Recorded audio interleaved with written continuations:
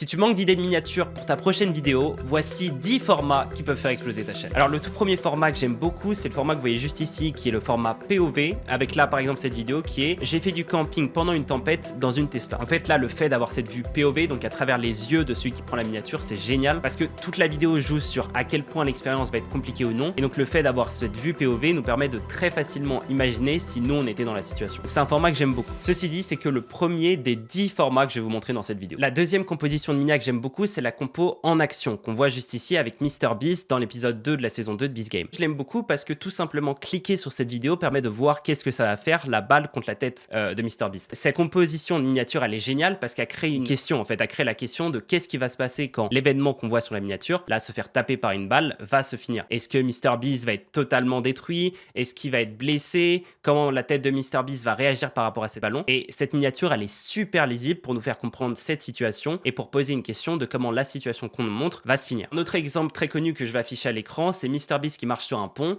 qui est en train de marcher comme s'il allait tomber dans un trou, et donc la miniature se pose la question de est-ce qu'il va tomber ou non, et qu'est-ce qui se passerait si MrBeast tombait. La troisième compo que j'aime beaucoup, c'est ce qu'on appelle un avant-après. C'est une composition qu'on voit très souvent sur YouTube, et là MrBeast l'a super bien fait, et je vais vous expliquer pourquoi. Déjà, dans une composition avant-après, il faut qu'on comprenne que les deux côtés représentent les deux extrêmes d'une même situation. C'est pour ça que là, par exemple, la forme du siège va être à peu près la même. C'est pour ça aussi qu'on a MrBeast des deux côtés, qu'on est dans les deux dans un avion. C'est parce que ça nous permet très facilement de comparer qu'est-ce que c'est que d'être dans le pire avion du monde et dans le meilleur avion du monde. Autre chose, c'est qu'il faut que les deux côtés aient un très gros contraste. C'est-à-dire qu'on voit très clairement la différence entre le côté gauche et le côté droit. La miniature marcherait beaucoup moins si c'était billet d'avion un peu cher versus billet d'avion un tout petit peu plus cher. Là, ça marche beaucoup parce que c'est le billet d'avion le moins cher du monde versus le billet d'avion le plus cher du monde. Ce qui est très bien avec la composition avant-après, c'est qu'elle marche pour énormément de vidéos. Par exemple, les j'ai survécu 30 jours dans Nanani, ça marche super bien avec les avant-après en montrant le début de l'expérience versus la fin de l'expérience. La composition d'après, c'est une composition beaucoup plus large, un terme qui englobe beaucoup plus de choses, c'est le contraste. Et c'est là par exemple le contraste entre un élément tout petit, la maison qu'on voit juste ici, et la gigantesque île vide qu'on voit autour. Le titre de cette vidéo, c'est passer la nuit dans la maison la plus solitaire du monde. Et donc cette miniature, elle est géniale parce qu'elle nous permet de montrer une gigantesque île où il pourrait y avoir plein de maisons, sauf qu'on voit qu'une seule maison au centre. On comprend très facilement que cette maison est toute seule. Cette composition, elle marche super bien. Dès que vous avez deux éléments, ça peut aussi très bien marcher avec un élément extrêmement grand et un élément extrêmement petit. Ça peut marcher avec un élément extrêmement musclé et un autre pas du tout musclé. Ça marche aussi très bien avec les couleurs, le rose et le bleu, ou alors on peut avoir aussi des variations avec le avant-après. Mais cette idée de contraste, donc cette idée de deux éléments qui s'opposent totalement, elle marche super bien. Et par exemple, cette miniature de Ryan Tran est exceptionnelle pour ça. Donc je répète pourquoi. Parce qu'on voit une gigantesque île toute vide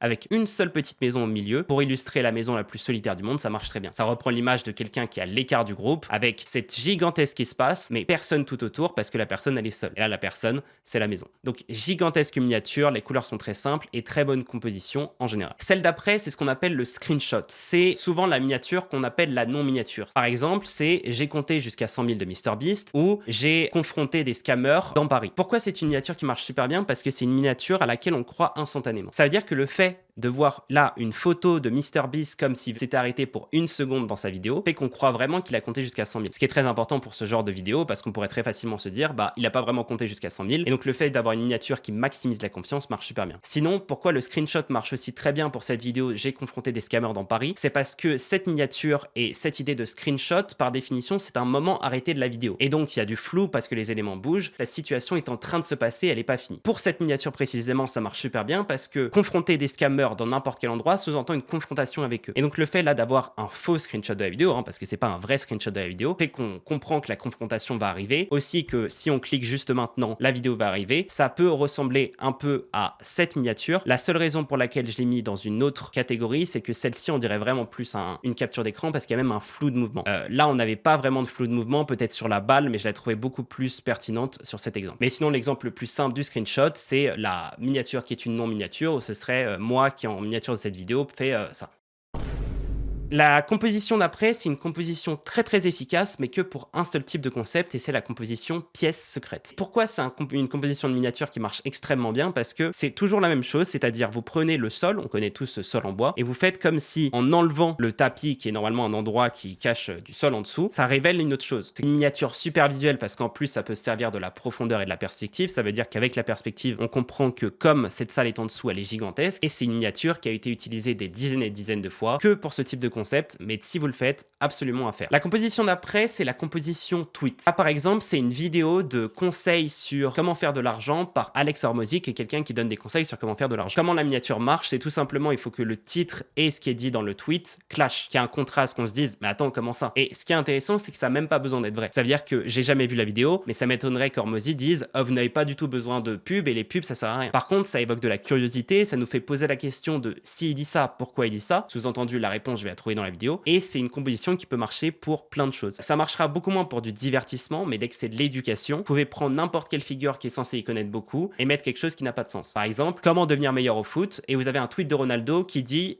fais du basketball. Donc c'est une miniature qui peut marcher très bien, beaucoup moins pour des vidéos de type divertissement et beaucoup plus pour de l'éducation. Maintenant, la prochaine composition, c'est une composition qu'on a beaucoup vue sur Minecraft avec particulièrement la chaîne de Parrot et qu'on a revue récemment avec la chaîne de MrBeast qui l'a reprise juste ici. L'idée, c'est de se servir de la perspective entre le mur au premier plan et l'ennemi au second plan pour créer cette idée de danger extrême. C'est-à-dire, le titre de cette vidéo, c'est « J'ai été recherché par les joueurs les plus mortels de Minecraft ». Et le fait de voir lui, donc qui s'appelle Parrot, caché juste derrière et juste à côté des personnages, fait qu'on comprend que très facilement, eux peuvent le remarquer et donc l'attaquer, et donc ça crée une tension énorme. Autre raison pour laquelle ce type de miniature marche super bien, c'est parce qu'elle joue avec le regard du spectateur. Ça veut dire qu'on sait que nous, on peut voir celui qui se cache, ou MrBeast qui se cache, mais que les personnes ici ou ici ne le voient pas. Et donc on comprend très facilement cette chose, et ça nous permet d'illustrer très facilement la personne qui essaye de se défendre ou la personne qui essaye de se cacher et l'ennemi qui est juste à côté, sans que les deux se voient, et donc de créer la question, qu'est-ce qui va se passer quand ils les voient. Donc c'est une miniature très efficace, à la base qui était faite uniquement sur Minecraft, beaucoup par la chaîne de Parrot, mais qui apparemment peut être aussi refaite sur des concepts beaucoup plus divertissement, n'importe quelle chose qui est j'essaye de me cacher ou je dois me cacher de ces personnes extrêmement dangereuses. Là il l'a fait avec l'armée, mais ça marche globalement pour la plupart des échecs qui ressemblent à ça. Donc miniature très efficace et surtout miniature qui n'a pas été tant faite que ça, donc qui ressort beaucoup parce que les gens l'ont peu vu. La prochaine composition, c'en est une qui ne marche pas du tout pour le divertissement, mais l'une des meilleures pour de l'éducation, qui est tout simplement je vais vous donner tous les secrets pour réussir cette chose ultra compliquée de manière ultra facile. Par exemple, là c'est Hormozy, le même exemple qu'avec le tweet, qui nous dit voici le plan entier, il n'y a rien d'autre à savoir pour devenir un millionnaire en 2024. Et donc, on se dit, mais attends, là, il y a plein d'infos, et le schéma, il a l'air un peu compliqué, donc c'est forcément que ce schéma est vrai. En voyant ces différentes étapes, là, on peut pas assez deviner, on peut pas comprendre le plan entier pour devenir millionnaire. Ça veut dire qu'on est obligé de cliquer sur la vidéo pour que lui nous donne en détail qu'est-ce que c'est que l'étape 1, qu'est-ce que c'est que l'étape 2, qu'est-ce que c'est que l'étape 3, qu'est-ce que c'est l'étape 4, et tout ça. Cette miniature nous fait comprendre que juste en regardant cette vidéo, avec le guide